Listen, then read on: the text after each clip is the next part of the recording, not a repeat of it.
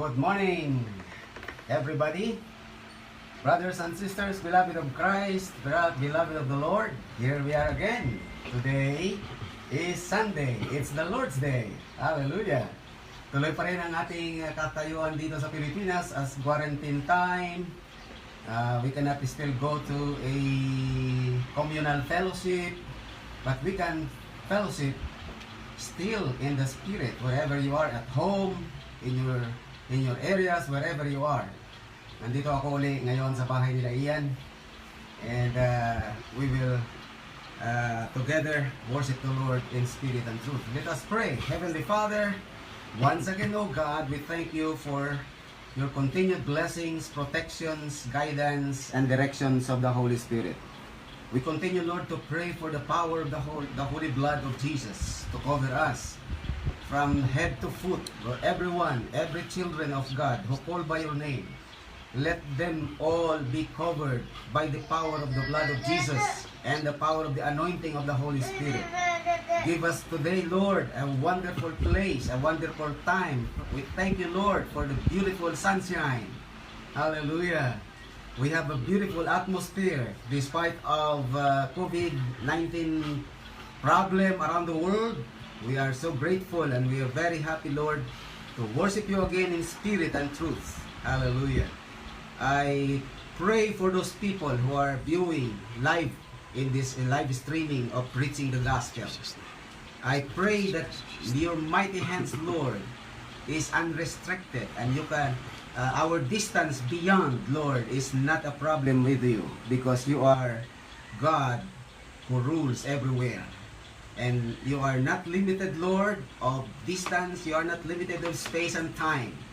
And we are so grateful that there are 2 or 3 that gathers in your name. There you are, in the midst of them. As we gather, Lord, even in the whole world, Philippines, Asia, or even America, Europe, Southeast Asia, wherever we are, as we come together in this prayer, Lord, we believe, Lord, that we are united in our spirit, and therefore your blessings, we are anticipating, and we are really receiving your blessings, fresh revelations of the Holy Spirit, because your presence is with us. Holy Father, I entrust into your hands all these things now that we pray, and we pray for you will speak to us, teach us through the power and leading of your Holy Spirit in us. In Jesus' name we pray. Amen and amen. Hallelujah. I'm so excited once again. Namimiss ko na po yung talagang sa congregational preaching. Pero sa ngayon ay patuloy tayo sa tinatawag nating doctrinal teaching. Let us grow more in the Word of God and in the power of God. At ang atin pong pag-uusapan ngayon ay the vital role of the Holy Spirit after Calvary. Ayan. Ano ba talaga ang main role ng banal na Espiritu after Jesus Christ accomplished, finished, completed that redemption? Your redemption and my redemption already completed. And now, what is the vital role of the Holy Spirit of His coming? Before that, to connect with last Sunday, natatandaan nyo ba yung ating dinalang katuruan last Sunday? Today is May 25? 24. 24 ano? So May 24, ito ngayon ang dadalhin natin. Pero a glimpse para ma-connect natin yung series of our teachings. The irony of unending confession. So yung nakaraang linggo, that was last Sunday, I gave that a clarification, no? At saka sana makita niyo po, very ironic. What if merong unconfessed sin tapos namatay? I hope that teachings already have given you enlightenment and peace of mind. How that our good God, through the finished work of the Lord Jesus Christ, have settled the problem of man. Yung mga problema lang ng tao yan. So ngayon po ay naalala niyo po yung kung paano yung illustration of a little boy who found his shining stone, no? Tapos papaano niya ito, giliw na giliw siya. He likes the toy, he always want to see it, only behold it as if the apple of the eye of the boy, just like we are in the eyes of God, our Father. And finally, God resolved to cleanse us finally from our sinfulness through the sacrifice of His own begotten Son, our Lord Jesus Christ. And we have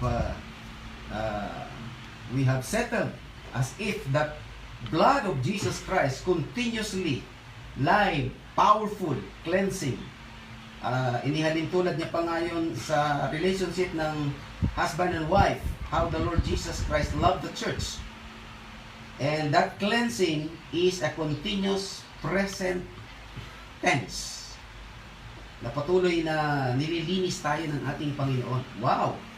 What a wonderful provision and position that standing before God, we are cleansed by the blood of Jesus Christ. Today, by the vital role of the Holy Spirit, at babasahin po natin ito sa Gospel of John, chapter 16, where Jesus is teaching about the Holy Spirit. And if I'm going to ask you, what are the reasons why?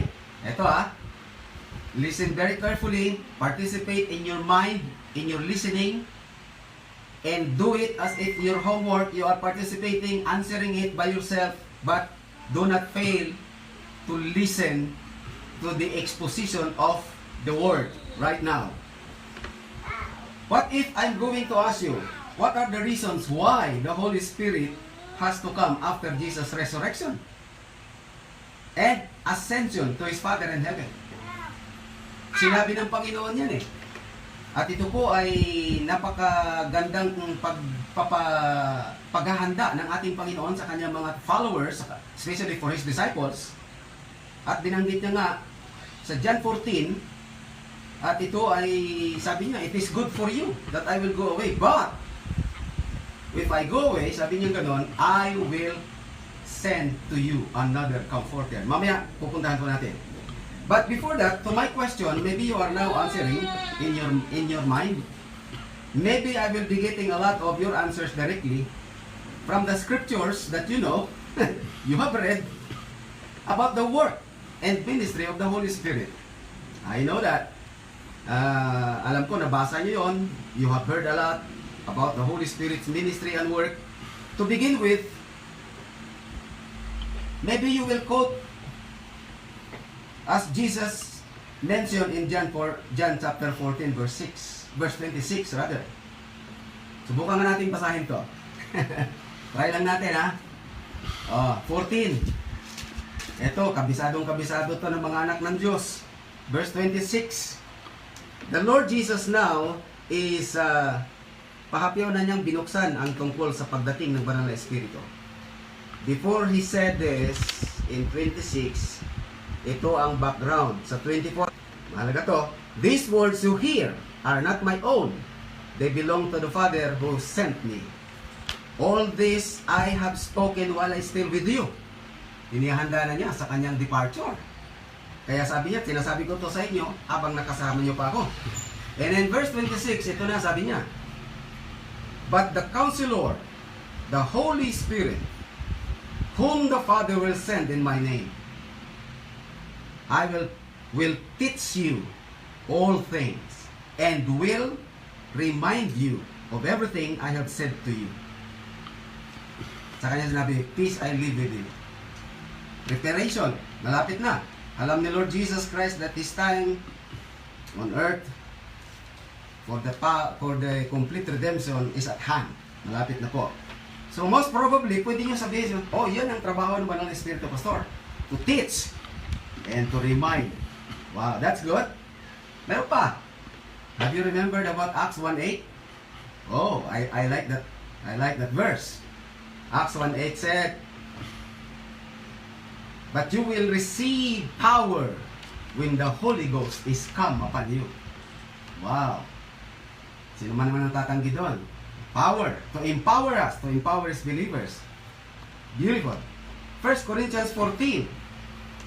Quote the different gifts of the Holy Spirit. Remember? Oh, probably sasabihin nyo, that's the reason why the Holy Spirit came. Beautiful. Galatians 5:23, 22, 23. Another. From the Holy Spirit. Sabi dito, these are the fruits, the 9 fruits of the Holy Spirit. Ang ganda nun, no? For the fruit of the Spirit, tandaan nyo, hindi fruits, pero maraming inisa-isa. We will study that sometime. Fruit of the Spirit is love, joy, peace, di ba? Patience, gentleness, of goodness, and so on and so forth. Di ba? Pagkatapos ay, yun na po. Love, joy, peace, patience, kindness, goodness, faithfulness, gentleness, and self-control. Siyam lahat yun. Those are 9 fruit of the Holy Spirit. All these, brothers and sisters, are beautiful, great manifestations of the Holy Spirit beyond dispute and beyond arguments. It's beautiful works of the Holy Spirit. But, mark my word again, and the title of this expository of the Word of God.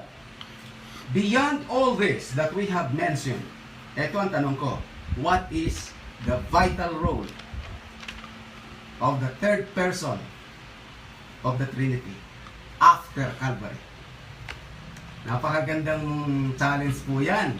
Mag-isip tayo, o kaya, ibahin ko yung tanong, medyo i-refresh ko.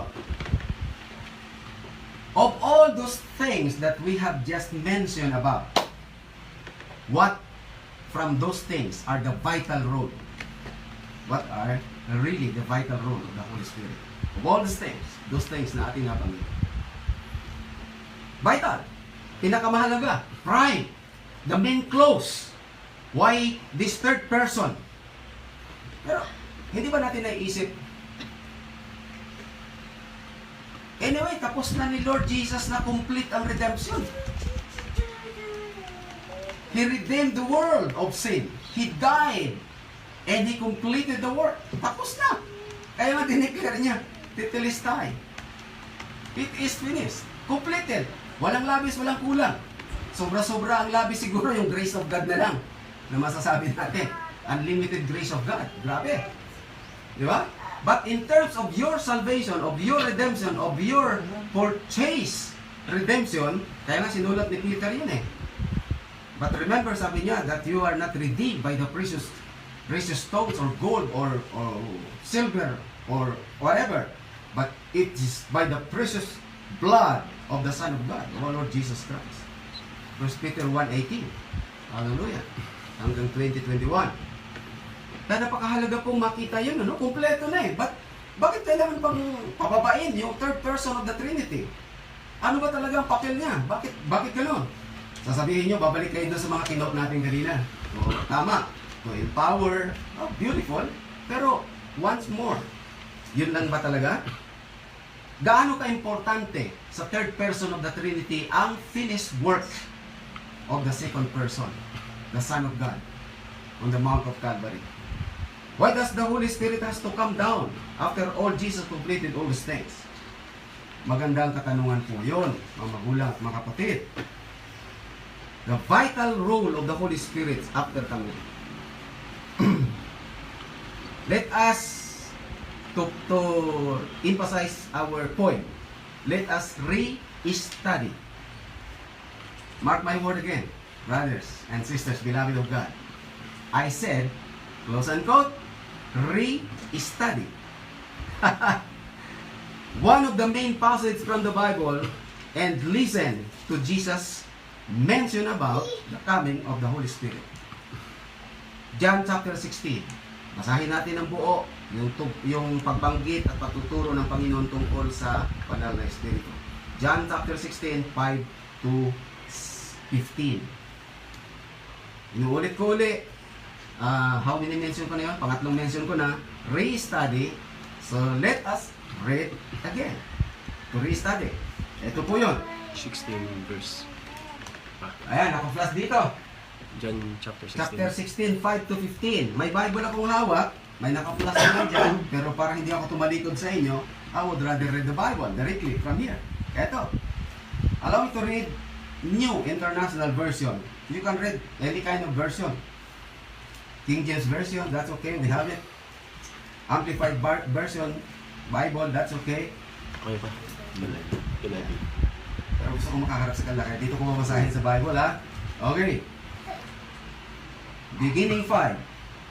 The Lord Jesus Christ is speaking here with the disciples. In my Bible, it is printed in red letter. Okay? Red letter edition. So I begin from verse 5. Now, Jesus is speaking here. I just reading. I am going to him who sent me. Yet none of you asked me, where are you going? Because I have said these things, you are filled with grief. But I tell you the truth. It is for your good that I am going away. Mark that word. Para daw sa kabutihan natin na mga mananampalataya. O kung naroon sa context ng mga disciples na kausap ni Jesus Christ, para sa kabutihan nyo, na aalis ako, sabi niya. Unless I go away, the counselor will not come to you, but if I go, I will send him to you. When he comes, he will convict the world of guilt or sins. Sa King James Version, he will convict the world of sin in regard to sin and righteousness and judgment. Verse 9, in regard to sin, because men do not believe in me. In regard to righteousness, because I am going to the Father. And in regard to judgment, because the prince of this world now stands condemned. I have much more to say to you, more than you can bear now. So, maaaring hindi na kayang tanggapin by the time. But when He, the Spirit of truth, comes, He will guide you into all truth. He will not speak on His own. He will speak only what He hears. And He will tell you what is yet to come. He will bring glory to me by taking from what is mine and making it known to you. All that belongs to the Father is mine. That is why I said, the Spirit will take from what is mine and make it known to you. Verse 15. Hallelujah. So, how many times did you read that passage in the Bible? Many times, maybe. How far have you understood? Napakahalaga po kasi na kapag binabasa natin at inaaral ang salita ng Diyos, we have to fully understand the teachings of the Holy Scriptures. Ito na po yun. So, now after reading the passage, many will say, maaaring yung sabihin, there it is, Pastor. Jesus said, I will send him to you. The last part of verse 7, bago niya sinabi yung verse 8. Then, verse 8, to convict the world of sin, righteousness, and judgment. Yan ang dahilan, kaya pinapadala niya yung banal na Espiritu. Then, we began, and most Christians, and even teachers and preachers of God's Word, hastily, I use the word hastily, madaliang, nakaagad, nagbigay ng tinatawag na parang conclusion that the work of the Holy Spirit is to convict the world of sin, and therefore the Holy Spirit now is convicting people of their sins. Sounds good? Once again, papaalala ko sa inyo, tandaan po natin ang sinabi ni Christ. You cannot put the new wine into the old wineskins. We need to understand the coming of the new covenant. We are accustomed, and the people of long ago, during the time of Jesus Christ, these people are living and they grown up in the Old Testament teachings. The fulfillment and the teachings of the new teachings of the New Testament, sometimes very hard for them to contemplate, to accept, to embrace. Therefore, Jesus Christ put a good parable na sabi niya, you cannot put the new wine into the old wineskin. If you do that, it will burst out. But rather, you can contain the new wine into the new wineskin. What does it mean? Napakadali po. Sa mga believers, kailangan i-ready nila ang kanilang sarili bilang bagong sisidlan ng bagong alak na walang iba kundi ang ebanghelyo at katuparan ng sinasabi ng Old Testament para sa ngayon. That's how. Pero kung ikaw kondisyon ang iyong utak, ang iyong kaalaman, ang iyong training, ang iyong background sa katuruan ni Kupong-Kupong, mga magulang at mga kapatid, you maybe disregard the coming of the new wine. Kunin natin sa magandang ilustrasyon. Sinong manginginom? Sinong manginginom dyan sa inyo? Oh, huwag kayong mahiya kasi nasa bahay nyo naman kayo. Joke only. Joke only. I'm just making it a good fun for you to understand and to really absorb what I'm talking about. Magtanong po kayo sa mga manginginom sa labas, okay? Sasabihin nila, yung lumang alak ay mas masarap kaysa sa bago. At yan ho ang kustombre o kaugalian ng alak. The more, kaya may tinatawag silang 5 years old na inimbak sa kanila iniinom. Sila, sa manginginom lang agad, ayaw niyang tanggapin yung bago eh. Sabi niya, hindi ko gusto yan. This has a moral lesson in absorbing the teachings of the New Testament. Mga magulat, mga kapatid. Kaya nga hanggang ngayon, pinaghahalo nila yung gospel and the law. Pinaghahalo nila yan. Kaya may mga religion ngayon na talagang unless you follow the law, sabi niya, yes, I believe in Jesus Christ and I accept the Lord Jesus Christ. But, walang katapusan. At doon ka na ibinabalik. Anong sabi ni Jesus Christ sa Galatians? Kaya kailangan makita niyo po ito, mga magulang, mga kapatid. I'm telling you this one. At ito ang pangangaral ni Pablo doon sa Corinto, na patandaan niyo yung last mga preaching ko, sa halip na salubungin sila, bagamat maraming tumanggap, salubungin sila, but those people who are devout, Jew, accustomed with the old teachings of the Old Testament, what had happened to them? They stir up people for persecuting Paul and Silas and Barnabas. Kaya ang pagdadala ng gospel during the time is between life and death sa buhay nila Paul. And persecution after persecution. Hindi na maintindihan eh. Kaya ang sabi ni Paul sa Acts chapter 13, yung bago niya tinapos ang kanya, pagkatapos niyang i-present ang gospel of the Lord Jesus Christ, at nagbigay siya ng warning which from the lips of the prophet.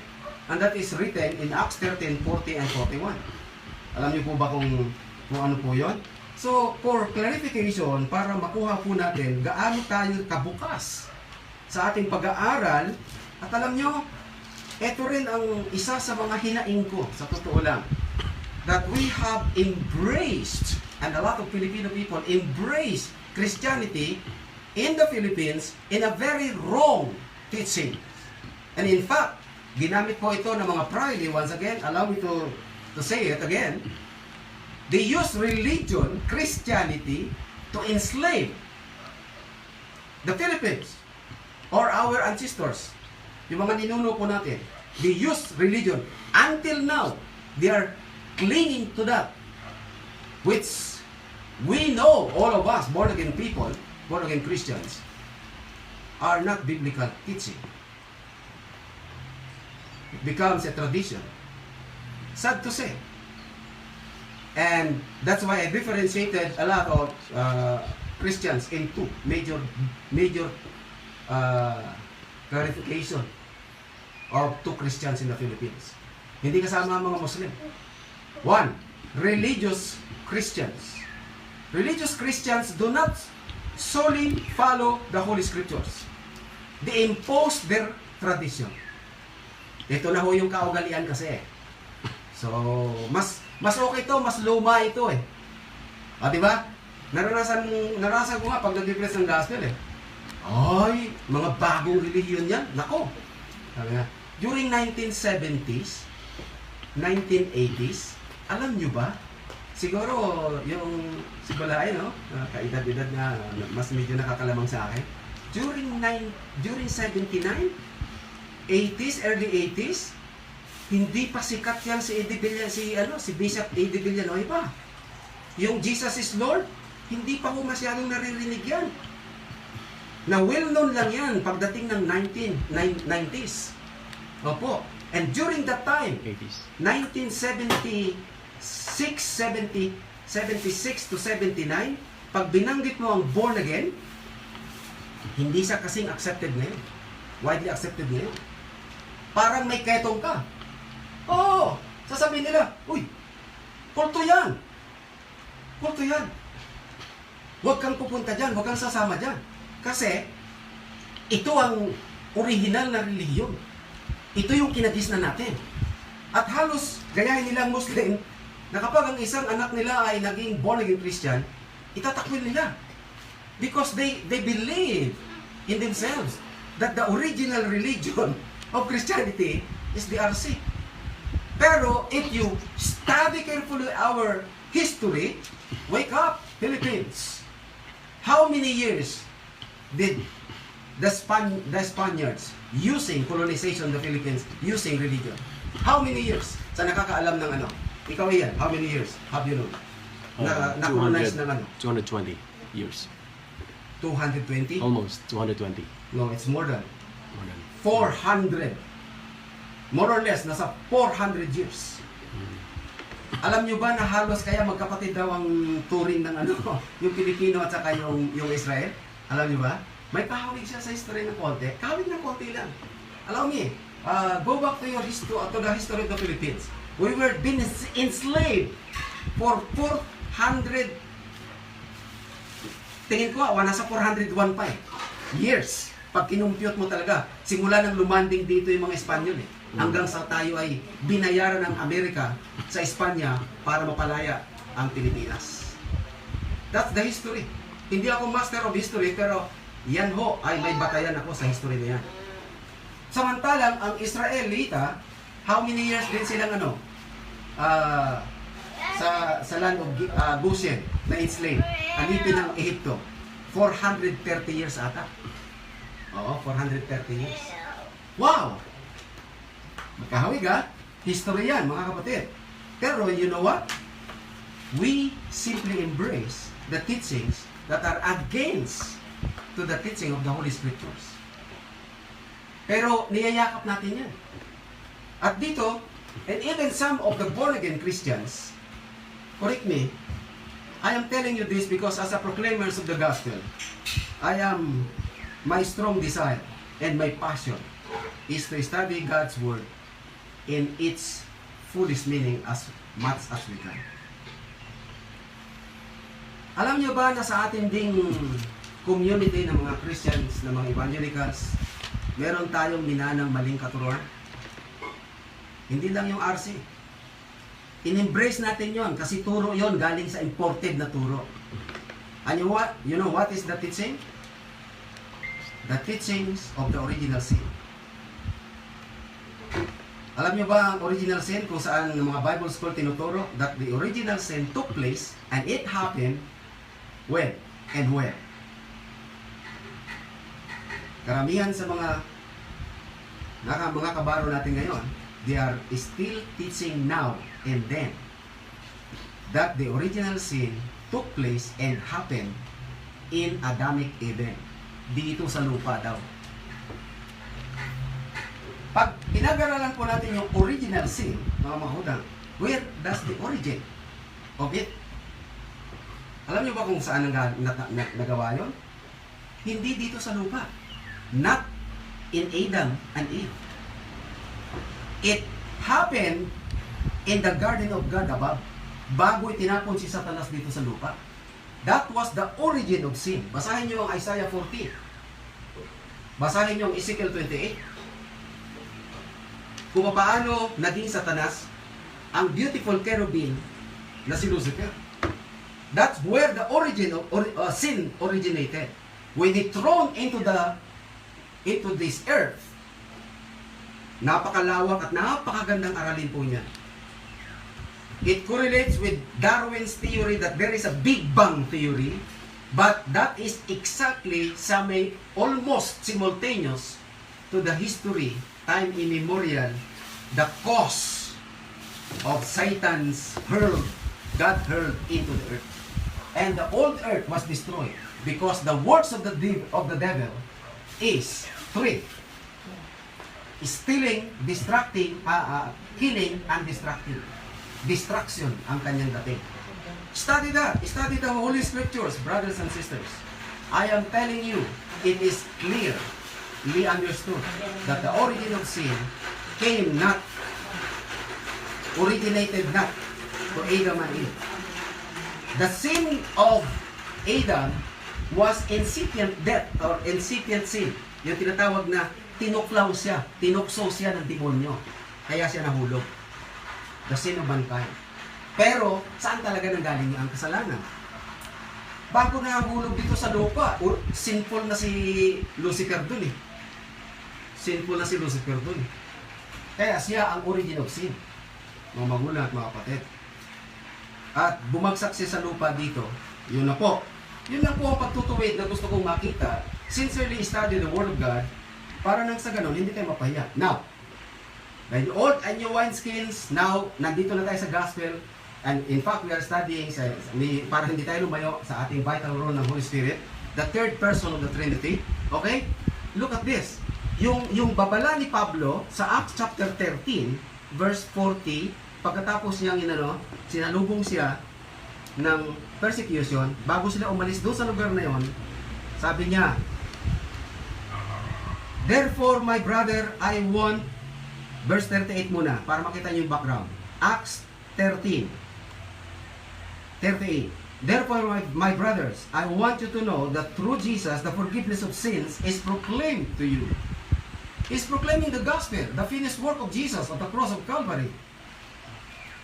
Though, through Him, sabi niya, everyone who believes is justified from everything you could not be justified from the law of Moses. Once again. Nawala na naman? Hindi.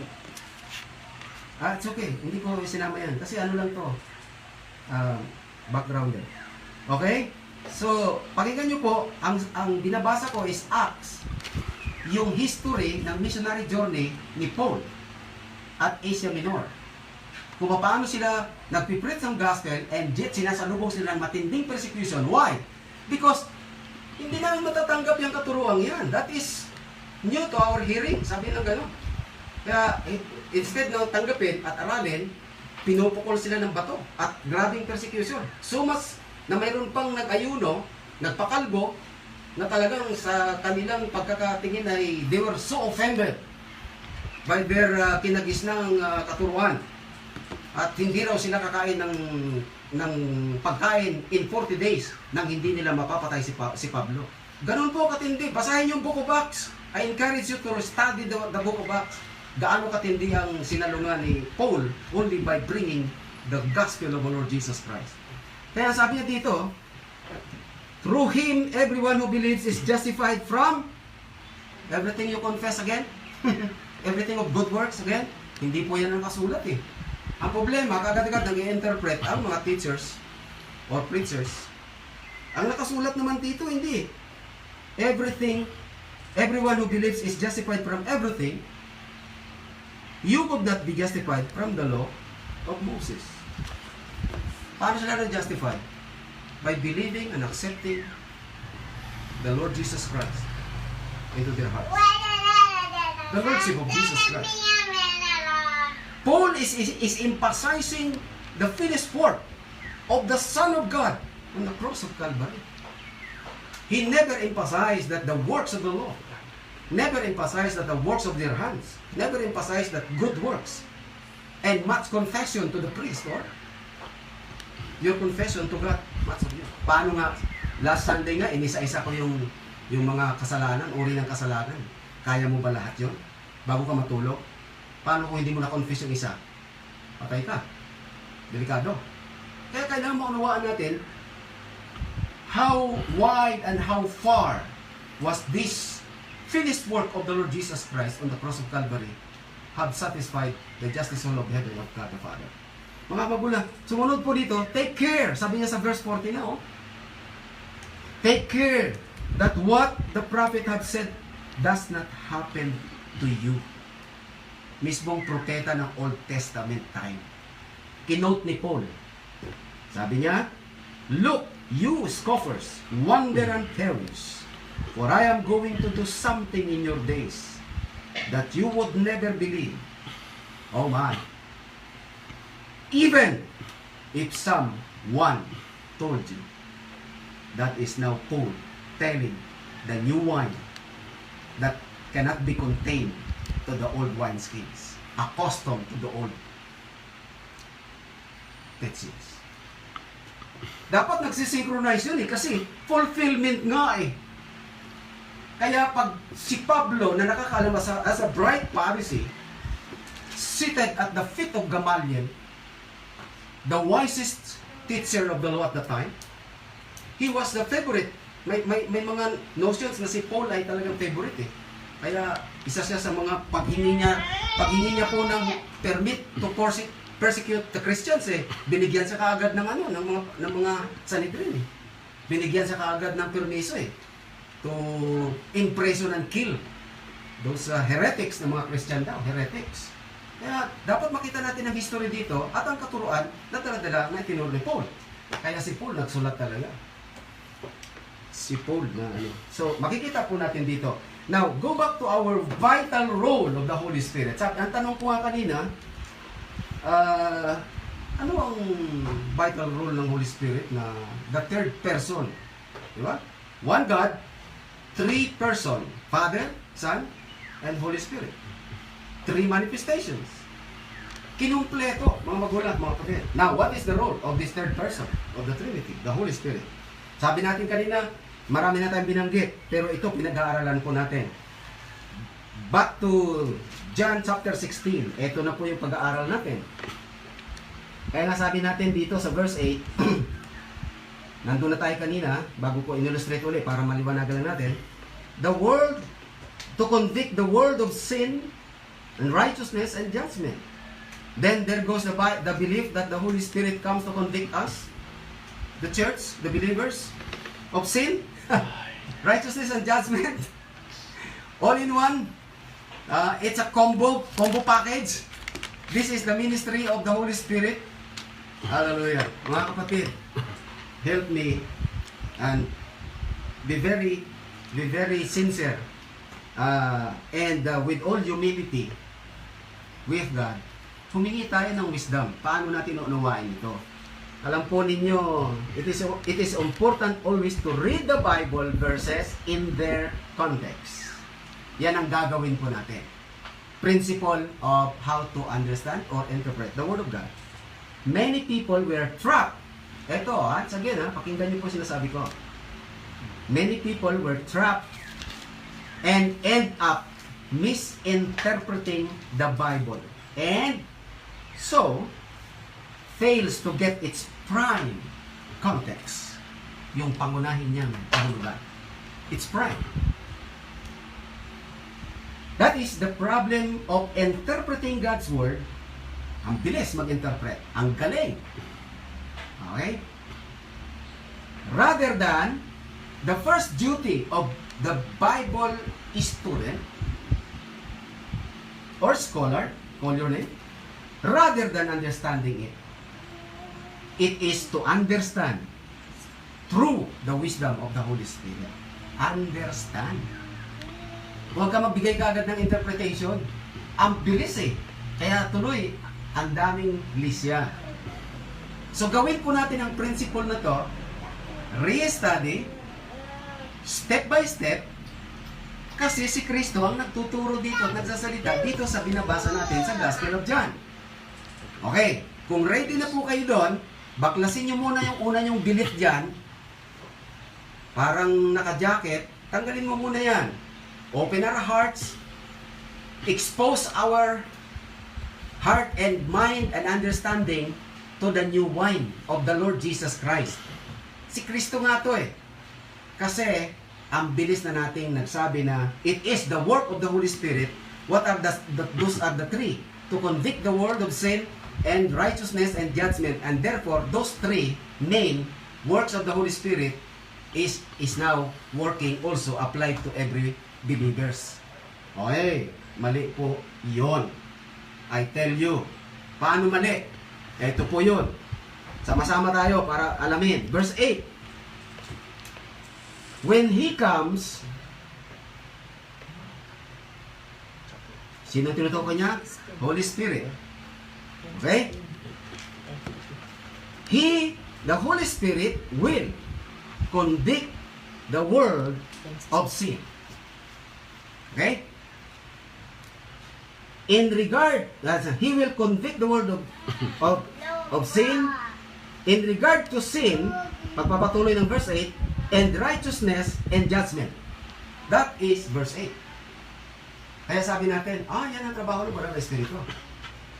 Pero, ang tanong dito, nagtuloy-tuloy ka ba para unawain? Verse 9. In regard to sin, because men do not believe in me.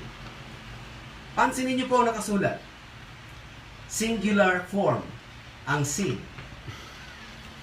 No need to have many. But you will be already convicted by the Holy Spirit. A person can be convicted for one sin. Ano yung one sin na yan? Di ba? Bakit hindi marami? Bakit singled out lang? One. Singular. Alam po ninyo kung ano yon?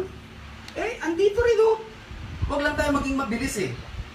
Ito yung sinasabi ni Paul kay Timothy, a man of God, which needed not to be ashamed, but rightly dividing the word of truth. Ganun tayo dapat. Ang ibig ko sabihin, let's try our best to come to understand. Not by our own galing, but hingi tayo ng wisdom, ng understanding sa Holy Spirit. Kasi inspired niya itong word na ito, and me as a mortal man, if we will not be inspired also by the Holy Spirit, the author, the sole author of the Holy Scripture, we cannot understand the Holy Scriptures. Believe me, kahit gaano ka katalino, kahit kasing galing ka nung natuturo sa mga dating doon, maliligaw ka, believe me. Tandaan po natin yon, kasi ang gamit, utak ng tao. Nakalimutan yung Isaiah 55 verse 8 and 9.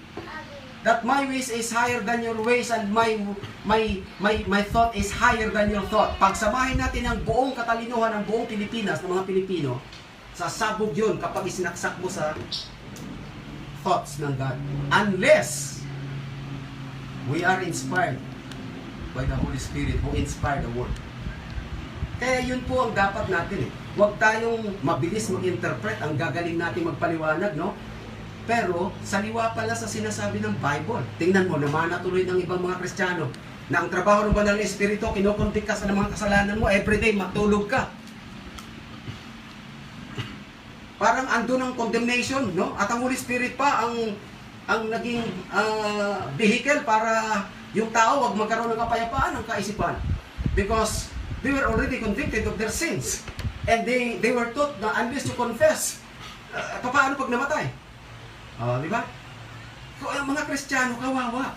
Ang mga anak ng Diyos na dapat masumpungan ang tinatawag na kalayaan at kagalakan at tunay na kagalakan sa Panginoon sapagkat siya ay naging anak ng Diyos. Yung kaganapan dapat na naganap doon sa 2 Corinthians chapter 5 verse 17 to 21, ini-enjoy na ng mga Kristiyano dapat yun. Pero pasang cross pa rin. Mga magulang kapatid, there is a sin consciousness na patuloy na binibitbit ng mga Kristiyano sa halip na mamuhay ng may kalayaan at may kasiglahan at may kagalakan. Because of the teachings. Wrongly.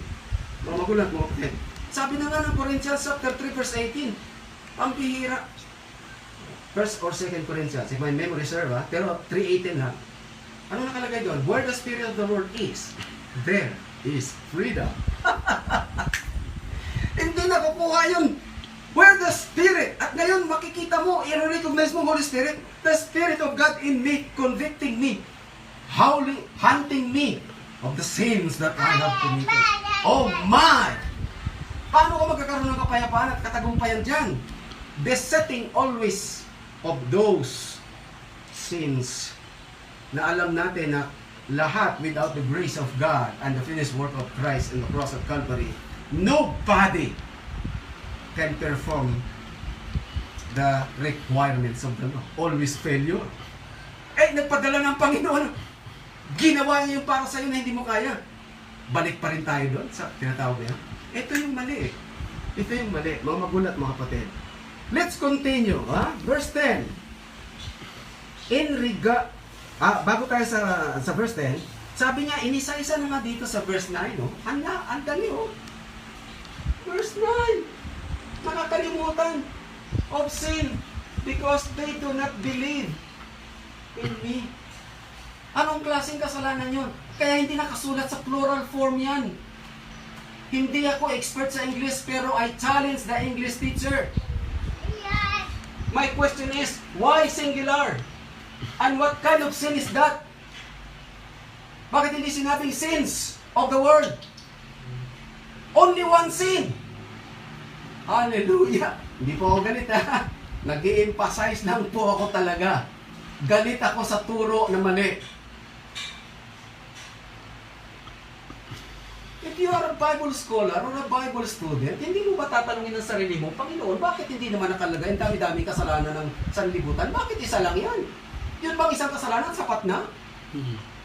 Na makondem? Alam niyo ba kung anong klaseng kasalanan? Sino makakapagturo sa akin? Eto, kasalanang hindi sila naniwala sa akin. That is the greatest sin of the whole world. The murderers, the criminals can be forgiven. But the one who refused the Lord Jesus Christ, that is enough for them not to be saved. Because He is the Savior of mankind and the whole world. He died for you, and yet you continue to believe in your own religion, and you have not fully understood that He must be the Lord of your life. Isa ho yan, mga kapatid. Isang kasalanan lang yan ng world. Therefore, kaya kapag nag-evangelistic meeting tayo o nag-evangelistic preaching tayo, krusada, pinipreach talaga natin ang repentance. While we speak the word, to whom are we addressing? To the unbelievers. To the unbelievers. Mostly sa evangelistic, to the unbelievers. Because ang audience o ang pinatutukuyan itong sin na sinasabi that the Holy Spirit will convict, are they believers? Come on. No. They are of the world. Ayan o. Of judgment. No. Convict the world of sin at siningit out sa verse 9 of sin because they do not believe. Unbelievers. Yan ang trabaho ng banal na Espiritu. To convict the world of their sin, that despite of proclaiming Jesus, the solution to the whole problem of sin, the burden of sin, the condemnation of sin, the penalty of sin, is Christ. At kung titingnan niyo po sa Acts 4:12, Acts chapter 4, verse 12, He is the only name given under heaven and on earth that a man will be saved. Not your religion, not your goodness, not your good works, not of all your morality. Believe me. But the supremacy of the gospel, Jesus Christ must be preached to the whole nation. Therefore, yon ang tunay na kahulugan ng Great Commission. Go into all the world and make disciples. Preach the gospel. Mga magulat, mga kapatid. Kaya, burden natin ito ng mga true believers in Christ to really go and do the mission. Yung mga iba dyan, hindi ko naman we're not putting down, pero paalala ko, challenge ko lang. Yung mga iba dyan na kontento na doon sa kanilang church, sa local church, that is your comfort zone, and yet you're not going out for a mission. Delikado po yan. Because that is not the heart of the gospel. The heart of the gospel is mission. Believe me. And every believer should do the mission. Hindi lang taga-upo sa simbahan. And what is that mission? Bring the unbelievers to become believers in Christ. Hello? Hindi po taga-tithes lang. Hindi po taga-kanta lang sa simbahan. Giving, tithing is good. Not bad. You're doing it right. And singing in the choir is good. Pero kung hanggang doon ka lang, ginagawa mo ang libingan ni Kristo ang puso na sinasabi mong pinananahanan ni Kristo. Isang simpleng logical question lang, ganito lang kasimple yun. Is Christ who sacrificed so much and died for the sin of mankind, na sinasabi mo ang spirit niya living in there, in that heart, hindi kaya siya magsasalita ng patungkol sa kaligtasan ng kaluluwa ng isang tao, ng iyong mahal sa buhay, ng tatay mo, ng nanay mo, na hanggang ngayon unbeliever pa rin siya. Samantala, ng tagal-tagal mo na sa simbahan, you call yourself a believer. Wala ka pang nadadalang kaluluwa, kahit isa. Na win na kaluluwa. Because you shut your lips, kinandaduhan mo yan, at hindi nagsalita. Pero kung talagang si Kristo nandiyan, alam niyo ba, the test that you are really saved, you have the burden for the lost. Hindi kailangan magpastor ka. Wake up, brothers and sisters. Hindi kailangan magpastor ka. At least man lang sa mga kaibigan mo, pwede mong sabihin na, did you accept the Lord Jesus Christ? Did you know the Lord Jesus Christ? Kaya nga sinasabi, greater is He that is in us than He is in the world. Sinasabi lang natin yun, pero hindi natin sinasabi. Kung great na siya, bakit hindi natin nasasabi? Kapatid, this is the main close of the gospel. At ito ang trabaho ng banal na Espiritu, yes, to empower, Acts 1:8, the believers. Correct. To empower. But the main close of the Holy Spirit, ang tinutukoy ko ito, is not to convict the believers of your sin. That is not His work. It's not the ministry of condemnation. No, hindi gawain ng banal na Espiritu yan. Sa mga unbelievers, He wants these people to know what the Lord Jesus Christ done on the cross of Calvary.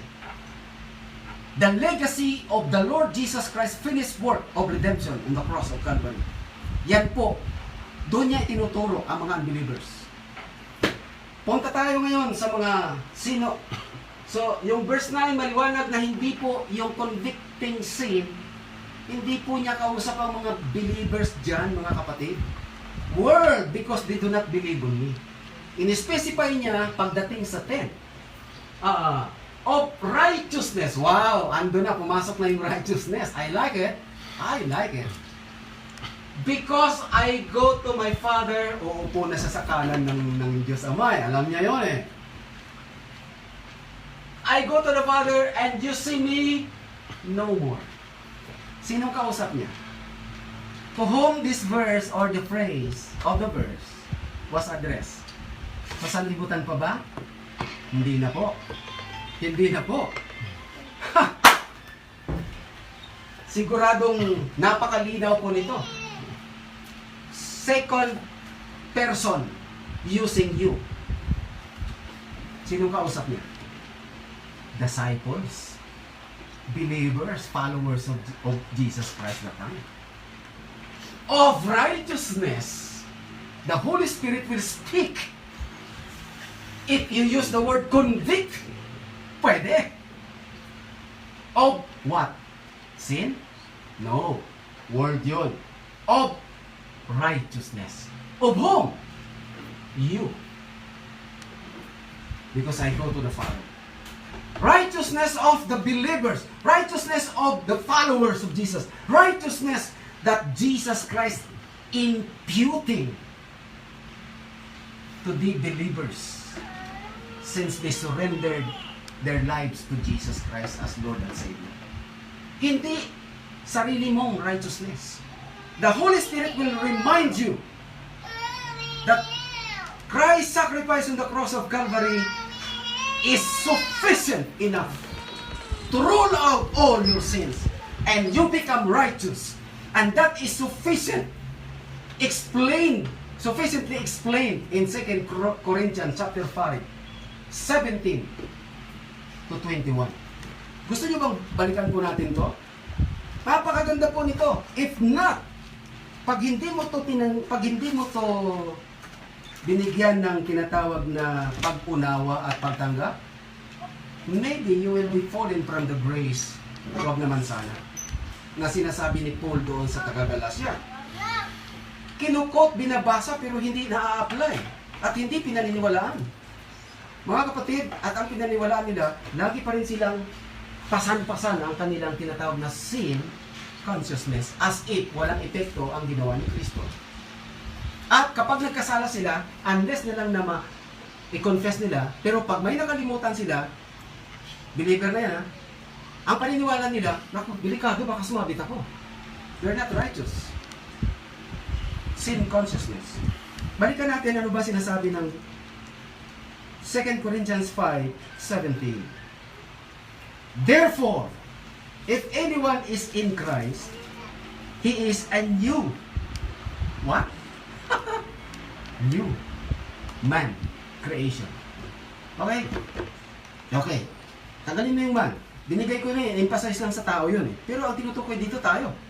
Okay? He is a new creation. Old things has gone. The new has come. Ay, talagang he is a new one. Brand new person. Sabi pa nga nung ano eh. In God's point of view yun ha. Ikaw pa rin yung marumi. Pero because of Christ, na sinurrender mo ang buhay niya, lagi niyong tandaan to. And what is the next? 18. All this is from your good morality? Because of much confession? No. Because of your observance of the law? Wow! Anong nakasulat? From God. Lahat ng ito ay galing sa Diyos. Very consistent siya sa Ephesians chapter 2 verse 8, 9, and 10. Who reconciled us to Himself through Christ and gave us the ministry of reconciliation, sabi ni Paul. That God was reconciling the world to Himself in Christ, not counting men's sins against them. Di na niya daw binilang yung kasalanan mo, kasalanan ko. Hallelujah. Woo! Thank you, Lord! That's the power of the cross. Di ba? After resurrection or bago mag-resurrection, nung nagsalita ako ng 7 sayings, pinangako ko sa inyo that I will be speaking not only on the resurrection, the power of the resurrection, but always giving glory to God and that accomplishment of the power of the cross, the power of the blood, the legacy of Jesus, accomplished work at Calvary. Hallelujah. Kaya nga may Holy Communion para ipaalala sa atin lahat yun. Pero binabaliwala ito ng ilan na gumugulong pabalik sa tinatawag nating observance of the law and morality of their own. Tingnan po mabuti. God was reconciling the world to Himself in Christ, not counting men's sins against them. And He has committed to us the message of reconciliation. Verse 20. We are therefore Christ's ambassadors, as though God were making His appeal through us. We implore you in Christ's behalf, be reconciled to God. Yun pa rin na sinasabi ni Pablo dito na talagang ang reconciliation na to sa mga unbelievers ipinupukol. Kasi nga, new, if any man be in Christ, nag-i-invite siya. 21. Ano mo nung nakalagay? Ito, maganda. Pakinggan niyo po ito mabuti. God made Him who had no sin to be sin for us, so that in Him we might become the righteousness of God. Sabihin nga po natin na sabay-sabay, in your own lips, sa inyong sarili, the righteousness of God in me. Righteousness. Hallelujah. In me. Okay? The old wineskin cannot accept that. They cannot believe it. They cannot embrace it. Why? They are accustomed of the old wine. Do this and I will bless you. Obey and I will bless you. But the grace of God, which is the new wine, the finished work of the Lord Jesus Christ, I already blessed you and loved you. Walk ye in it. Binless ka na. Simula that time. Amen! Hallelujah! Grabe, papalapakan ko si Lord ng gusto sa kagandahan ng loob ng Diyos sa atin eh. Sa totoo lang, this is very consistent to what the gospel is preaching everywhere in the Holy Bible. Mga magulat, mga kapatid. Imputed righteousness ito, isinuklob sa atin. Hindi dahil sa magaling ka at mabait ka, but it is because you surrendered your life to Jesus and you make Him, accepted Him as Lord and Savior of your life. Kailan? Noon lang nag-surrender ka o hanggang ngayon? Ha! Solve na yan. Dadaanan ko po yan. Yun lang bang panahon na sinurrender mo buhay niya? O hanggang ngayon at hanggang sa pagdating ni Kristo? Hallelujah! Mga magulang at mga kapatid. So mga kapatid, tingnan po natin mabuti. That is it. Hindi pa tayo tapos sa paghihimay. Rightly dividing the word of truth. That needed that to be ashamed of. Di ba? Balikan natin yung John. Balikan natin dyan. Whew! This is the gospel. Kaya tinatawag na good news eh. Ang bihira good news na nga. Ang ibang tao malungkot pa rin eh. Di ba? Kasi iba ang pagkakakuha.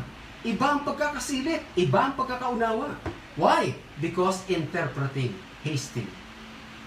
That is the problem of interpretation. That's why, alam niyo po, sa akin, sa Book of Acts, rather, the Acts 29 Missions Philippines, meron kaming philosophy o meron kaming principle na 3 major principle na aming hinahawakan. I think, when I read the Bible, when I hold the Bible in my hand, it is not my duty to interpret it. First and foremost, I said to myself, I am not here reading the book, the Holy Book, to interpret. But my duty is to understand what is written in it. Understanding here is not, if I say I am trying to understand the written, the Holy Scriptures, through the help of the Holy Spirit. Thank God, the Holy Spirit has come. Am I interpreting? No. In my process of understanding, I have to be critically, objectively scrutinize to help myself understand. Not by my own, but with humble pleading or praying, Lord Holy Spirit, help me. Give me the wisdom. Because unless you inspire me to understand it, it is God breath, I cannot understand it. No matter how I am highly intellectual. Kaya ang prime principle when you hold the Bible, take it higher than you. It is not something that you manipulate it by your own wisdom, by your own teaching, and by your own understanding. Therefore, a lot of people are become false teachers. Yun po ang problema. Yun po ang problema. Hallelujah. So, it is my duty to humbly say, help me to understand first. And when I'm trying to scrutinize and understand it, it is also my duty so that I can understand sino yung audience, sino yung pinapatunguhan, sino yung first context, at sino yung mga tao, anong klaseng mga tao sila, believer, unbeliever ba sila? Yun po ang dapat maintindihan. You have to study the background. That's part of study. Understanding. Am I interpreting? No. I am establishing the pros and cons of the verse. That is how to handle properly the Word of God. Tuloy po tayo sa verse 10, no? Tapos na tayo. My Father, because you, Christian yan. At ang kinoconvict na banal na Espiritu dito, pinapaalan niya palagi sa atin. You are righteous. Kapag nagkasala ka, pinapaalan ng banal na Espiritu, anong ginawa ni Pablo doon sa Corinthian, the sinning Christian? Nirebuke niya, pero hindi niya kinondemn. Sabi niya, hindi dapat sa inyo yan. Hindi ko kayo pinupuri dyan. At ang sabi ni Pablo, hindi dapat, but you have been washed, but you have been cleansed. Kita mo? Through the power of the Holy Spirit, Paul spoke boldly. Hindi niya sinabing, magsisi kayo, dahil kayo mga Kristiyano, ganito kayo dyan. Hindi po condemnation, pero very strong letters of Paul through the power of the Holy Spirit. Pero anong ginawa niya? The Holy Spirit reminds through the lips of Paul the sinning Christians of they were washed, they were righteous because of what by virtue of Jesus Christ have said, have done on the cross of Calvary. Legacy of the cross. Isang kaganakan sa isang Kristiyano na makita mo ang sarili mo, God, yung hindi ko kaya, alam ko mahina ako, thank you Lord. You're always reminding me of my imputed righteousness through Jesus Christ. Hallelujah! Tuloy-tuloy po tayo. At mamaya, babalikan ko yung righteousness na yan. Dito muna tayo. Of judgment. Matindi na to. Judgment na to. Who is Jesus is speaking that the Holy Spirit will do? Because the ruler of this world is judged. Hallelujah. Woo! 3 main work of the Holy Spirit. Why He came. Ito ang gusto kong makita ng bawat isa. To convict the world so that they become believers in Christ. Kaya kailangan natin mag-proclaim ng gospel. Hold evangelistic crusade. Go to the world and make disciples. Kasama natin ang banal na Espiritu. Yun! To convict.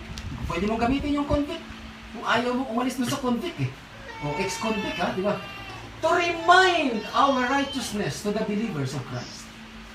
And He speaks about judgment for Satan.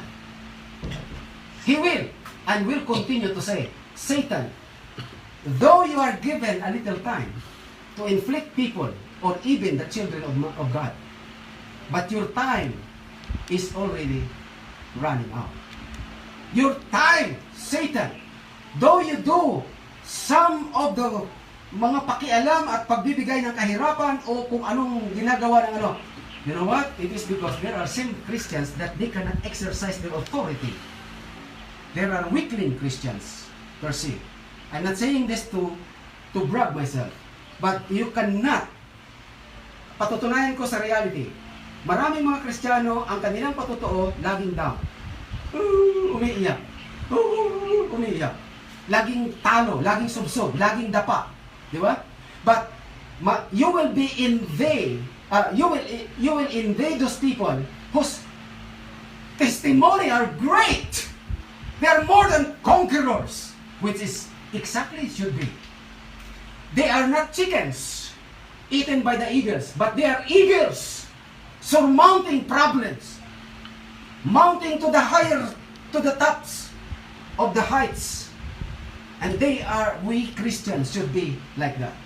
Pero maririnig mo sa mga congregation, mga tao, kung minsan, lalo na kapag hindi naturuan ng tama, ang mga katutuan nila, laging kaawa-awa.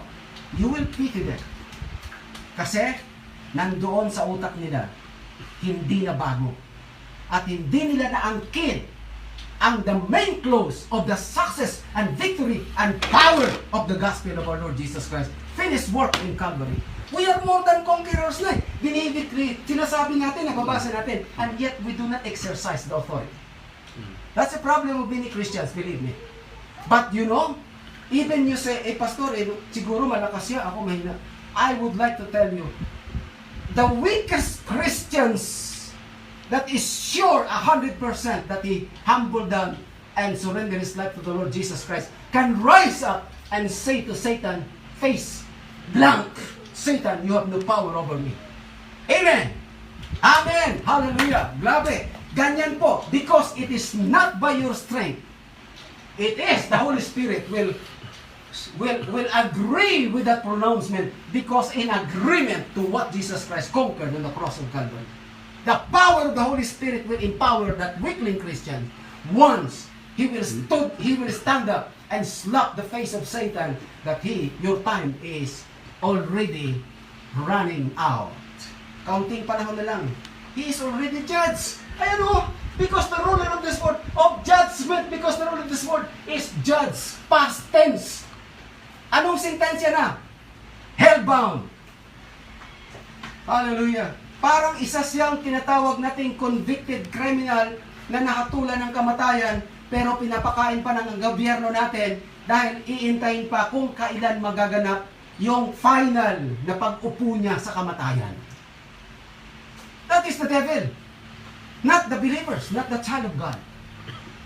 It is the power of the Holy Spirit continuously speaking judgment to Satan. And therefore, a weakling Christian, if he will assert that truth, yan ang katotohanan. Satan, kaya nga pambihira, sinasabi ko sa iyo, kaya pagdating sa mga deliverance ministry, pupunta tayo, ang grupo ng Acts 29, ang mga prime movers sa mga lugar na napaka-grabe, napaka-grabing lugar. Now, we are not afraid of this because this is spiritual. Mga kapatid, we are confident that God is with us and the power of the Holy Spirit is surmounting us, enveloping us, and there we are. Iisa lang, nagkakaroon ka ng deliverance ministry, nagkakaroon ng struggle, pero isang bagay lang ang kinawian ng lahat. We are coming victorious over all odds. Hallelujah, naranasan pa namin yung isang inaalihan ng masamang espiritu, namamalayang kick Oo, nagka-grab ng mga baro Pero sabi namin sa nung pinagalitan ng inyong lingkod, pinagalitan, matuto ka magrespeto sa anak ng Diyos, ha?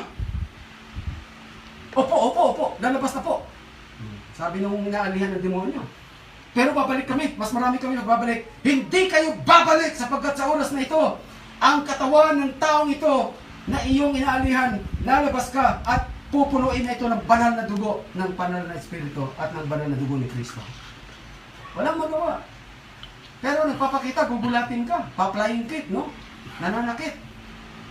I thank God because when you assert that, the Holy Spirit is powerful enough to implement judgment to Satan and his cohorts. Hallelujah.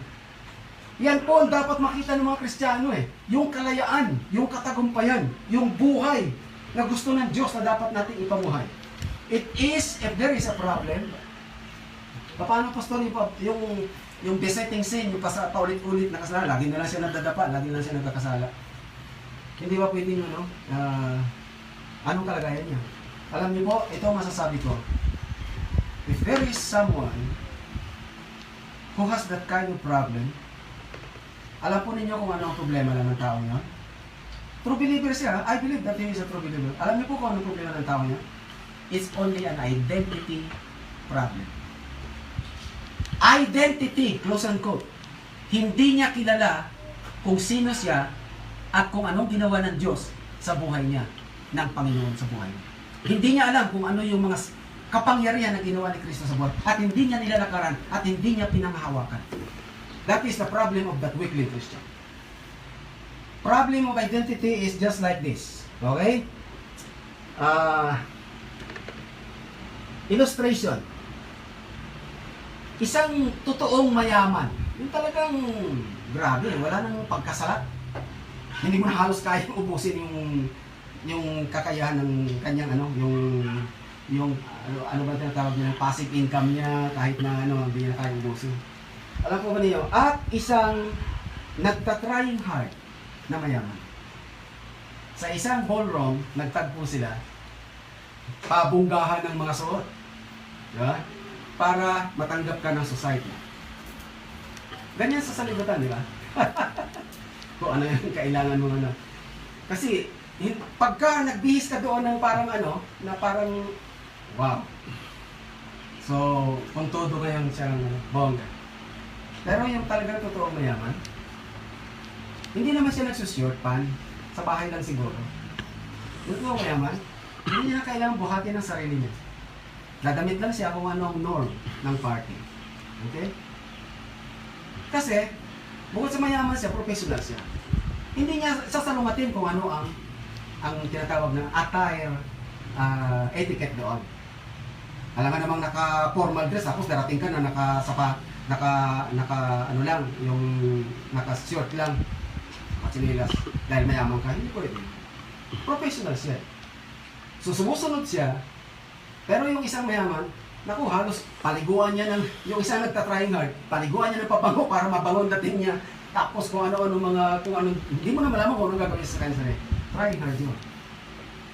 Pero alam niyo po, yung isang totoong mayaman, komportable kasi siya. Nakuha niyo? So comfortable. I go and greet my friends there, my old friends there, and I talk just simple, I act just simple. Pero yung isa, trying hard, anong kailangan kong akto? Anong kailangan ko? Kasi hindi niya buhay yun eh. Identity crisis, ganon din sa buhay ng isang Kristiyano. Kapatid, kung may problema ka, o may problema ang isang kapatid natin, ito ang dapat nabuksan mo yung kaisipan. Drink the new wine of the gospel. Ipamuhay mo yun. Yun lang ang invitation ko sa'yo. No other secret! Walang ibang mga requirements. Ipamuhay mo lang kung anong ginawa ng Panginoong Jesus sa cross ng Kalbaryo.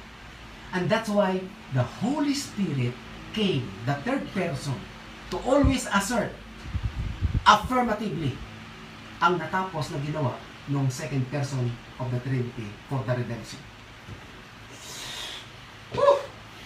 Kaya kailangan it takes the Holy Spirit to guide and to remind someone to reveal the mystery of this gospel. Na yung hindi niya kayang tanggapin, na yung hindi niya kayang paniwalaan, kailangan i-reveal ng Holy Spirit, Son, my daughter, my child, you have already bought with a price. Reminding, continuously, patuloy po natin, paglalarawan po ng mga taong identity crisis na. Black belter versus sanggano lang sa kanto. Mahilig lang sa away, di ba?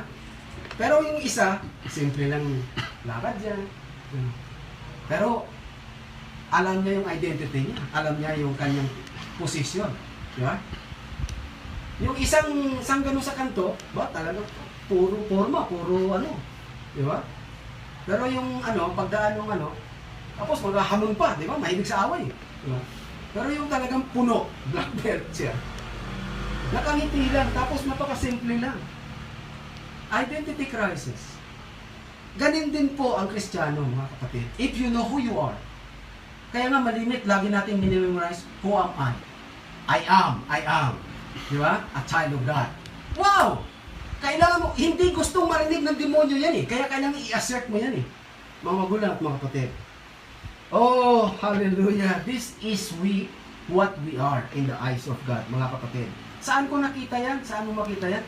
Napakasimple lang. Tapos na eh. Okay, kung gusto mong balikan, nabanggit ko na po ito.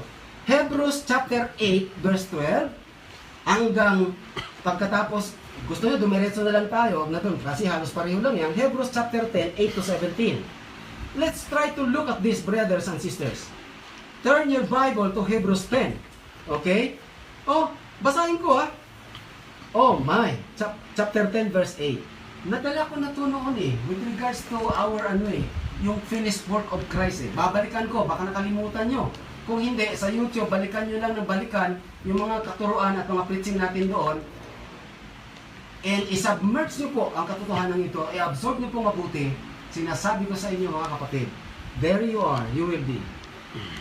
Verse 8, first he said, okay, sa 10:8, sacrifices and offerings, burnt offerings and sin offerings you did not desire, nor were you pleased with them, although the law required them to be made. Okay, ito na po yung ginagawa na paulit-ulit. O, yung mga paulit-ulit confession at saka magpagluugas ng kasalanan, ha? Then he said, here I am, I have come to do your will. Sino nagsasalita doon? Si Christ na to. He sets aside the first to establish the second, and by that will or testamento na pinirmahan at ng blood of Jesus, by that will we have been made what? Holy. Again, balikan mo sarili mo, holy because you are good, because of your morality. Kapatid, hindi mo kaya yan. Every one of us are condemned by the grading of the law. Everyone. No one can say, kaya sinabi, all of us have sinned. Okay? Kunin niyo po ang sinabi ng ginawa ni Kristo. By that will, we have been made holy through the sacrifice of the body of Christ Jesus once for all. Tingnan niyo po yung Ephesians chapter 5 sa relationship ng mag-asawa. Sinong naging gumawa ng perfection ng asawa? Yun bang wife? Hindi po. Just as Christ loved the church, who gave himself up, so that he can present her, speaking of the church, spotless, blameless, holy. Who did it? Is it the wife? No. It is the husband, Jesus Christ, our bridegroom. He did it on Calvary for you. Ang gusto lang ng Lord para hindi ka makonvict sa tinatawag natin ito ng mga unbeliever is that one in your time, in your lifetime, tinanggap mo si Christ. At ang pagtanggap, hindi po paulit-ulit. Kailangan bang laging born again? Tanggap ng tanggap? Hindi po. Isang beses ka lang ipanganak sa spiritual life mo. And you become a child of God, you live like a child of the King. You grow up. Kaya may children, may adulthood, tapos may mga lumalago sila. Day after day, itinuloy po natin hanggang 17 kasi ito, para makita po natin mabuti. Okay? Look at this again. Day after day, verse 11, the priest stands performs his religious duties. Sa Old Testament po yan. Again and again, he offers the same sacrifice which can never take away sins. But, verse 12, when this priest, si Jesus Christ na po yun, yung ating high priest, had offered for all time one sacrifice for sins, he sat down at the right hand of God. Since that time, he waits for his enemies to be made his footstool. Verse 14, because by one sacrifice he has made perfect forever those who have becoming made holy. Once and for all. Wow! Ito ho ang pinakamaganda. The Holy Spirit also testified, verse 15, to us about this. First, he says, this is the covenant I will make with them. After that time, says the Lord, I will put my laws in their hearts, and I will write them on their minds. So everyone knows the good and bad. Then he adds, their sins and lawless acts, I will remember no more. Grabe ang ginawa ni Kristo sa buhay ng mga Kristiyano, mga kapatid. Once na maunawaan mo ito, kapatid, very critical itong sasabihin ko sa inyo. Makinig po kayo mabuti. Very critical ito. Right believing will lead you or someone, anyone, to right living. Wrong belief will spark to the wrong direction, Amen. to the wrong living. Mm. Kahit saan nyo dalhin yan, maniwala po kayo sa akin. If you're eating wrong food, you will die. You will perish. You will wander. Maniligaw ka. But if you are eating the right food, right digesting of God's word, Mm. it will lead you to a holy life. A life that you will enjoy. Amen. You are the beloved of God. We are. Mga kapatid. And we must be enjoying this and living with victory like more than conquerors to Him that love us. Na sinasabi ni Paul that no one can separate us from the love of God, from the love of Christ. No one can snatch them out, mga kapatid. Parang bumabalik pa rin sa akin ang alingaw-ngaw ng ilan sa mga hindi makamove on.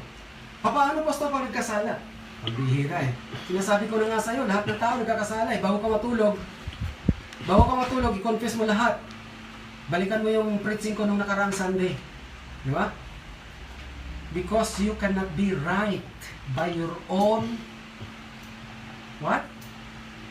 Doing. You know what? Because this righteousness that the Lord Jesus Christ and the Holy Spirit reminding us always, that's why pinadala siya, muli niya tayong nire-remind, you are righteous my son, you are righteous my God, to the finished work of Christ once and for all. At ito nga sinasabi sa Hebrews.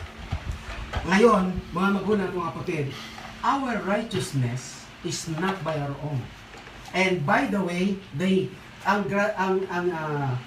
ang timbangan po ng Diyos sa langit ng righteousness ng taong kanyang tinatanggap ay hindi sa right doing. Alam niyang hindi kaya eh. Kaya na nga pinadala si Kristo, bugtong na anak eh. Walang kasalanan, naging makasalanan para sa akin. Hindi kaya talaga. Alam niyo po ang batayan ng justice of heaven there is not your right doing. It is right is standing. Put it there, a big letter. Mm. It depends on right standing with God, and that right standing is not by what you have done. It is what Christ has done on the cross of Calvary. Kaya pinababa ang banal na Espiritu, the third person of Trinity, para patuloy na bigyan ng legacy ang natapos na gawain ng second person of the Trinity. He will always remind the children of God of righteousness. Sa identity crisis, ang tunay na mayaman, na alam niyang mayaman na talaga siya, at ang tunay na wala na sa kanyang insecurity. Okay? Hindi siya nasasabi, ay, naku, bakit gano'n? Bakit gano'n? He has that confidence. Same with our standing with God. You must take that confidence, children of God, beloved of God. You are the beloved through the Son that sacrificed and died for you on the cross of Calvary. The burden is not on your doing. It's not on your doing.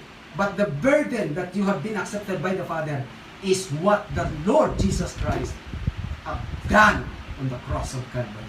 Ayaw ng banal na Espiritu na yung legacy ng tinapos na sakripisyo ng Panginoon ay mapalitan. Alam niyo po kung saan nakalagay yun? So simple. John chapter 14. Yan po ang trabaho niya. Okay, nakalimutan niyo lang na basahin o kaya natatak sa ating isipan yan eh. Ito po yun John 16. Ituloy lang ho natin. Sabi niya, nung masabi niya po, tapos na tayo dito na stand condemned. Tapos na kasi, na-condemn na yung demonyo eh. Kaya pinapaalala ng banal na Espiritu, pansamantala na lang yung Satan. Alam niyo po ba kung ano ang talagang trabaho ng demonyo? He is the accuser. Pag-aralan natin yan sa susunod Ngayon, Holy Spirit tayo. Pag-aralan natin sa susunod. Who is this the one that condemns? That many people are saying that they are hunted by one. Ay, naku, mga pakaganda po niyan. Ito ngayon, the Holy Spirit, prime opportunity and work. He will guide you into all truth. Tabaho niya yan eh. Pagkatapos niyang sinasabi yung condemn na sa 8, sa hanggang 11. Tapos na tayo doon, na-clarify na po natin. Verse 12, I have much more to say to you, sabi niya, more than you can bear now. Kaya sabi niya, hindi pa matanggap ngayon. Kita niyo? Inuunti-unti ni Lord. Dito pa nga lang, hindi pa na masyado maunawaan eh. Kaya nga, hinihimay po natin mabuti para ma-absorb ng inyong new wineskins. Okay? Don't dwell. Kaya sinabi ko sa inyo, baklasin nyo muna yung unang in-embrace nyo katuruan na narinig nyo sa ilang nagpapahayag ng salita ng Diyos. Okay? So, dito na po tayo ngayon. Magtatapos na po ako dito. Alam po ba niyo sa verse 13? Nakalimutan nilang bigyan ng emphasis to sa mga nagbabasa. But when He, again, He is speaking, the Lord Jesus Christ is speaking of the Holy Spirit, the Spirit of truth comes. Ano sabi niya? He will guide you into all truth. Tuloy tayo. He will not speak on His own. He will speak only whatever He hears. Grabe ang loyalty nila sa isa't isa. He will tell you what is yet to come. Yan. Papasok na po mga giftings ng tinatawag natin prophetic. What is yet to come. He will bring glory to whom? Nothing to any believer. To me, sabi niya.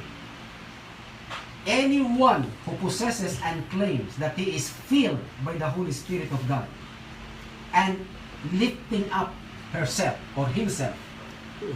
Ang galing mo, sir. Ang galing mo, ma'am. Pagkatapos, glory to me.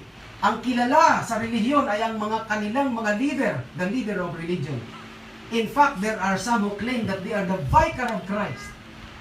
Mga kapatid, that is an abomination to God. Because the vicar of Christ is none but the third person, the Holy Spirit. Siya yung kahalili ni Kristo dito sa lupa. Kaya pinababa po siya after the ascension, 40 days after. And that is the day of Pentecost.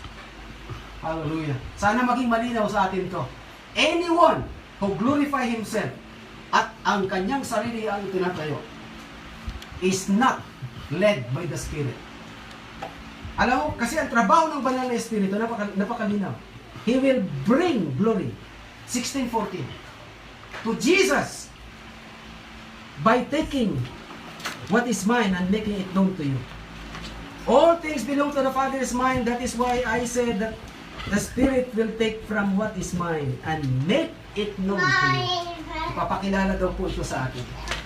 Mga kapatid, sa aking pagtatapos, nalinawan na po natin na sana the ministry and the main close, the whole purpose of the Holy Spirit, the third person of the Trinity, to always remind the believers of the finished work of Christ. To always point the believers to the glory of Jesus Christ. And to always remind the devil that he is condemned already. That he is already judged. Tapos na. May paghatol na sa kanyang darating. At kakaunti na lang ang panahon niya. Kaya yung mga demonyo naglipa na dahil alam nila, nagpapakasipag, nagda-triple time. Dahil alam nila, kaunti na lang ang oras nila. Parating na ang tinatawag na pagdating ng Panginoon Kristo.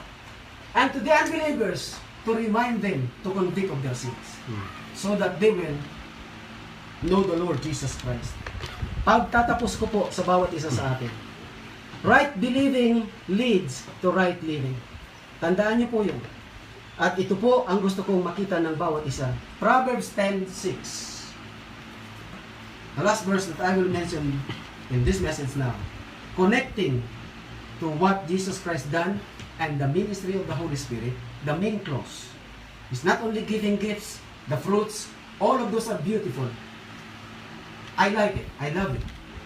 But the main clause of the work of the Holy Spirit is to bring glory to what Jesus Christ, the Son of God, finished on the cross of Calvary. Muli kanyang i-remind, mamuhay ka bilang anak ng Diyos dahil hinugasan ka na, pinatawad ka na, ipamuhay mo mayaman ka na, anak ka na ng kataas-taasan. Sino kaya ang isang taong iyon na magbabalik pa? The more you know that you have been beloved, you have been made righteous, you have been become holy by virtue of what Jesus Christ has done. The more you have the confidence to walk in accordance to the norm of who you are. Hallelujah. Hindi mo napapatulan yung mga tinatawag nating buhay ng makasanlibutan. Bakit? I am a child of the King. Amen. My Father is the most holy, and I am giving glory always. And He is always looking at me. Isang buhay na kasiyasiya ka. At yun ang sinabi ni Christ. Kaya niya binayaran sa krus yan. Proverbs 10:4. Nandito ba? Lumabas? Wow, sa King James. Ang like that. Okay. Asan na? 6. 10:6. Sorry, 10:4? 10:6. Sorry, 10:4. Okay. Ano nakalagay dyan? Pag pinalaki ng konti. Blessings, come on, are on the head of the righteous. You know that you are righteous, what Christ have done for you. Isinuklog na, ipamuhay mo na lang yan eh. But violence covers the mouth of the wicked. Saan? Anong pipiliin mo dyan? You look yourself still a sinner, a wicked? Enslaved by sin? Dinudunggol-dunggol ng kaaway? There's more problem, troubles. But the head of the righteous, blessings overflows. Claim it. It's all for us. Look at yourself in the mirror. Look at what Christ has done for you. Mga magulang at mga kapatid, huwag nating i-degrade in any certain ounce ang lahat ng ginampanan ni Kristo. Let us always give the legacy of what Jesus Christ done for you and for me. Always giving glory as the Holy Spirit pointing to us. Always give glory to the Son because He is the one who died and sacrificed for what things soever you have done. Until now, kahit believer na po tayo, always be grateful. And don't replace what He has declared to you to become righteous and been forgiven by becoming your morality, by saying, kulang pa yon. Kaya kailangan kong gumawa pa para higit akong matanggap ng Diyos. All you need to do, walk confidently, live confidently, claim that we have this glorious life. Kaya nga sinasabi na natatago ang ating pagkatao. Kapag nahayag na si Kristo at the second coming, mahahayag din lahat tayo kasama. Amen. From glory to glory. Ang atin po ngayong marcha, from glory to glory. We are glorious now and we are moving forward to become more glorious at the time of the coming of our Lord Jesus Christ. At ito po ay very sufficient sa sinasabi ng Holy Scriptures in the whole Old and New Testament to bring glory to our Lord and Savior Jesus Christ. May God bless you. I pray right now, Father, in a very short prayer, I declare that people who have made righteous, forgiven, and you have declared holy, Lord, lead them, lead us, and everyone, every people, every child of God, to live that victorious life and live comfortably to you where you have called us. To live righteous, think righteous, act righteous. And when we fall, Father, thank you for the means of the Holy Spirit will continue to remind us that we made righteous and we can assume once again going back to the fold, to the wonderful fellowship with the Father. And by that time, Lord, growing into the glorious, wonderful life that Christ had already given to us. Father, for your glory and honor, we pray all these things. In Jesus' mighty name, amen and amen. Hallelujah.